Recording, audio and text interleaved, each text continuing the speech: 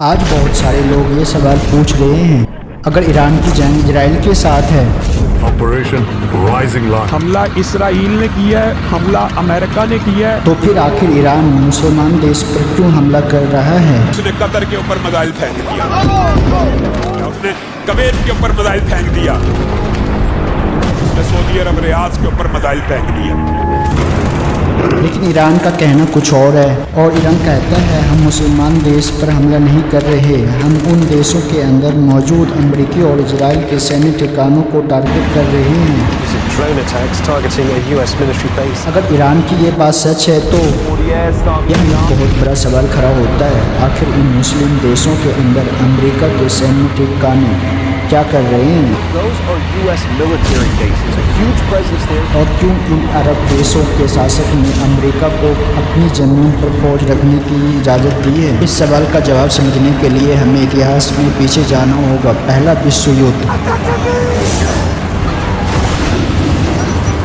विश्व युद्ध यानी वो दौर जब मुसलमान की आखिरी बड़ी ताकत उस्मानिया खिलाफत दुनिया की एक बड़ी शक्ति थी।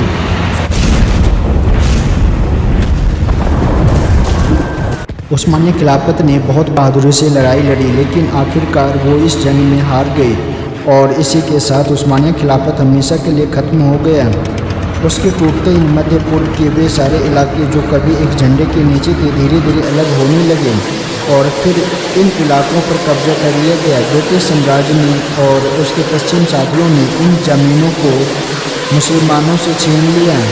उस्मानिया खिलाफत के ख़त्म होने के बाद पूरा मध्य पूर्व एक नई ताकत के हाथ में चला गया, ब्रिटिश साम्राज्य, और धीरे धीरे इस पूरे इलाके पर ब्रिटिश कंट्रोल स्थापित हो गया।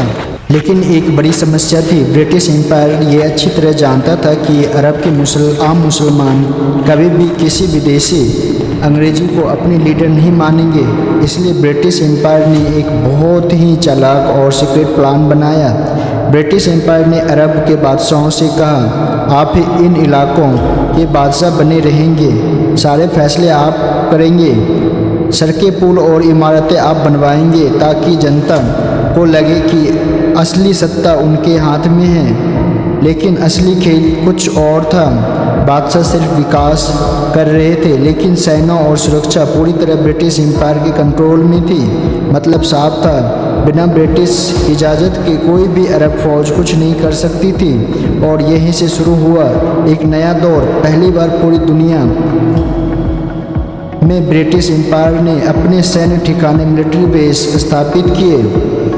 धीरे धीरे ब्रिटिश सेना पूरे मध्य पूर्व में फैल गई और यही था ब्रिटिश एम्पायर का सबसे बड़ा master stroke. It had its own king, it had its own navy, had its own army, but the British Empire was protecting it by occupying and controlling and extracting its resources. क्योंकि ऊपर से सब कुछ ऐसा दिख रहा था कि अरब देशों पर उनके अपने मुस्लिम बादशाह राज कर रहे हैं, लेकिन हकीकत में ये सारे बादशाह सिर्फ पेटर्स थे और असली ताकत ब्रिटिश एम्पायर के सैन्य ठिकानों के पास थी। कई सालों तक दुनिया इसी सिस्टम पर चलती रही, ऊपर से लेकर लीडर और अंदर से विदेशी कंट्रोल। लेकिन फिर दुनिया में एक ऐसा बड़ा बदलाव आया जिसने इस पूरे सिस्टम को हिलाकर रख दिया और ब्रिटिश एम्पायर की पकड़ धीरे धीरे कमज़ोर होने लगी। लेकिन फिर दुनिया में एक ऐसा तूफान आया जिसने पूरी ताकत का संतुलन बदल दिया, दूसरा विश्व युद्ध।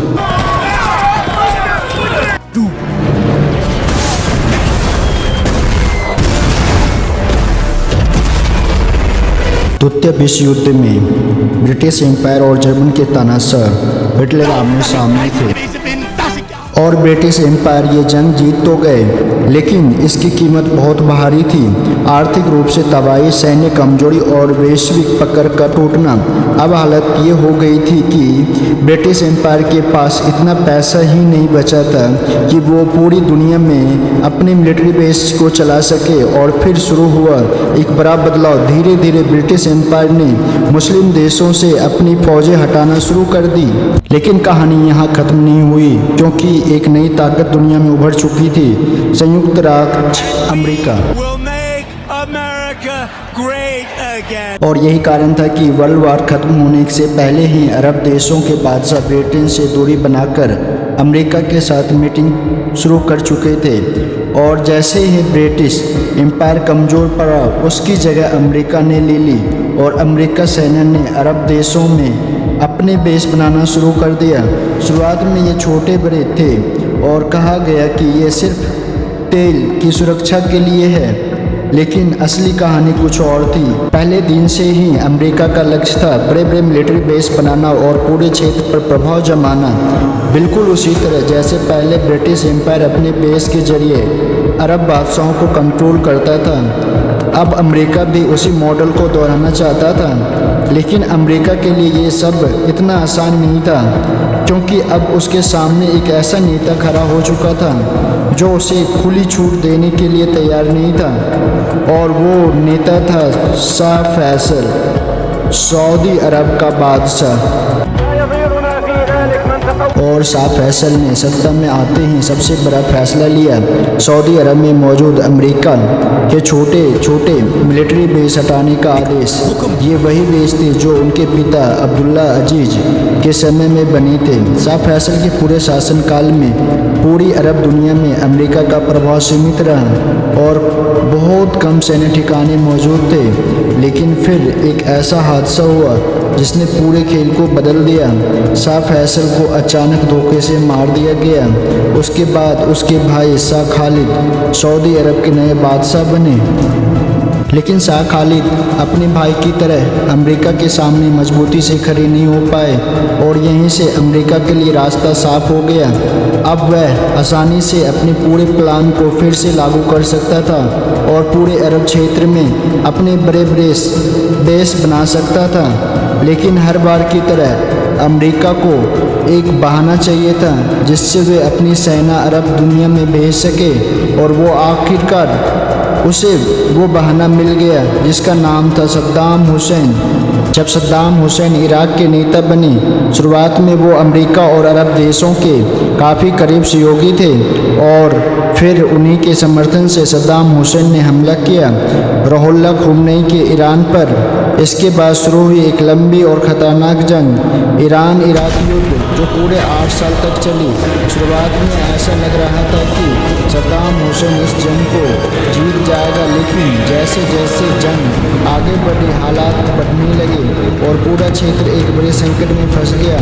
8 साल की लंबी जंग के बाद सद्दाम हुसैन अब आर्थिक रूप से टूटने लगा और पास जंग जारी रखने के लिए पैसे खत्म होने लगे, और अपने आप को बचाने के लिए सद्दाम हुसैन ने अपने अरब सहयोगी से भारी कर्ज लेना शुरू कर दिया और अरब देशों ने भी उसे खुलकर समर्थन दिया। कहा जाता है कि सद्दाम हुसैन को लगभग $60 बिलियन का कर्ज दिया गया, लेकिन इतना पैसा मिलने के बावजूद 8 साल बाद वो जंग हार गया। और जैसे ही जंग खत्म हुई, अरब बादशाहों ने कहा अब हमारा पैसा वापस करो, लेकिन सद्दाम हुसैन का जवाब चौंकाने वाला था। ये जंग मैंने तुम्हारे कहने पर लड़ी थी और अब तुम मुझसे पैसे मांग रहे हो, मैं 1 रुपये भी वापस नहीं दूंगा। और यहीं से पहली बार अरब देशों और सद्दाम हुसैन के बीच खुली दुश्मनी शुरू हो गई। इस बात से नाराज होकर कुवैत ने एक नया कदम उठाया। उसने अपनी ऑयल प्रोडक्शन बढ़ा दी और जानबूझकर दुनिया भर में तेल की कीमतें गिरा दी, जिससे इराक की अर्थव्यवस्था तेज़ी से गिरने लगी। अब हालात पूरी तरह बदल चुके थे, जो कभी दोस्त थे अब दुश्मन बन चुके थे। सद्दाम हुसैन के अंदर गुस्सा और नफरत बढ़ती जा रही थी और आखिरकार उसने फैसला लिया अब कुवैत को सबक सिखाना होगा, और उसने योजना बनाई पूरे कुवैत पर हमला करने की। लेकिन इस फैसले से पहले सद्दाम हुसैन के मन में एक बड़ा डर था। वो डर था दुनिया की सबसे बड़ी ताकत संयुक्त राष्ट्र अमेरिका। सद्दाम को डर था अगर मैंने कुवैत पर हमला किया तो क्या अमेरिका कुवैत को बचाने के लिए सामने आएगा या फिर वो चुप रहेगा।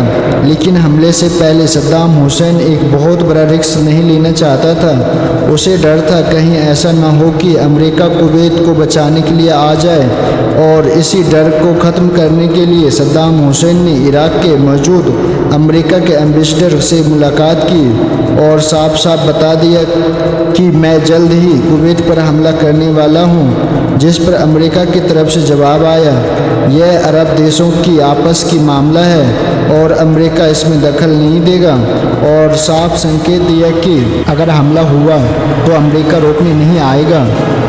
अब सद्दाम हुसैन को लगा उसे ग्रीन सिग्नल मिल चुका है और उसने अपनी सेना को जंग के लिए तैयार होने का आदेश दे दिया, और फिर रात के अंधेरे में पूरी ताकत के साथ इराकी सेना ने कुवैत पर हमला कर दिया। कुवैत एक छोटा सा देश, सीमित सैन्य ताकत और नतीजा सिर्फ 2 दिन में पूरा कुवैत इराक के कब्जे में था। अब सद्दाम हुसैन के पास कुवैत का पूरा तेल भंडार था, हर दिन निकालने वाले मिलियंस ऑफ बैरल्स ऑयल अब उसके कंट्रोल में थे, और इसी के साथ सिर्फ 2 दिन में सद्दाम हुसैन अरब दुनिया का सबसे ताकतवर शासक बन गया। जश्न मनाया जा रहा था, जीत का जश्न, लेकिन तूफान अभी बाकी था।